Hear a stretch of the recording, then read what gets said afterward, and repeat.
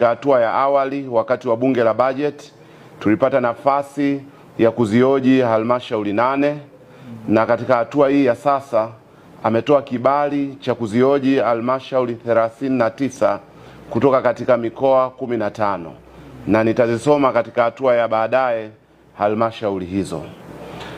Katika hatua ya sasa kamati ya LAC inapata nafasi ya kuwahoji viongozi wa halmashauri hizo, hasa afisa masuhuri kwa maana ya mkurugenzi wa halmashauri pamoja na management yake juu ya masuala mbalimbali yaliyoibuliwa na mkaguzi na mdhibiti wa hesabu za serikali katika halmashauri husika.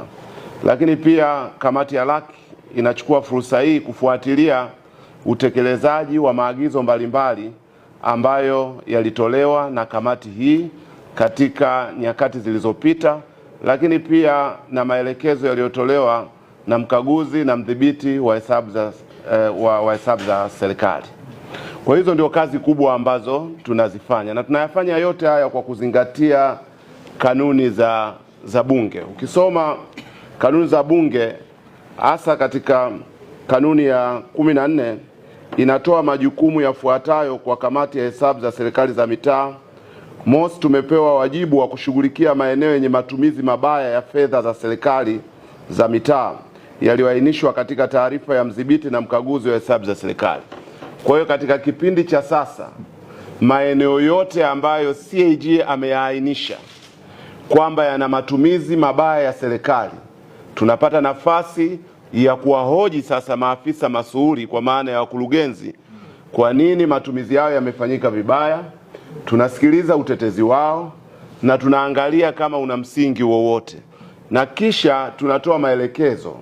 Maelekezo ya awali yanatolewa na kamati, lakini baadaye, baada ya kuzioji halmashauri zote katika mwaka husika, tunapata nafasi pia ya kupeleka mapendekezo katika bunge zima, na baadaye tutapata maazimio ya bunge ambayo yatakuwa ni maelekezo kwa serikali. Hili ndio la kwanza tunalifanya.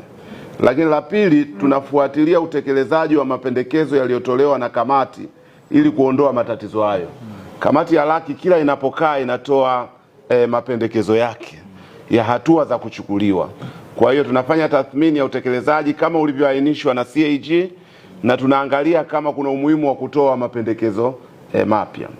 Na la tatu ni kutoa mapendekezo na ushauri kwa serikali za mitaa kuhusu matumizi mazuri ya fedha ili kuhakikisha kwamba tatizo la matumizi mabaya ya fedha za umma linapungua. Kwa hiyo haya ndiyo masuala makubwa ambayo tunayafanyia kazi, na huu ni wajibu wa kawaida wa kamati ya LAC.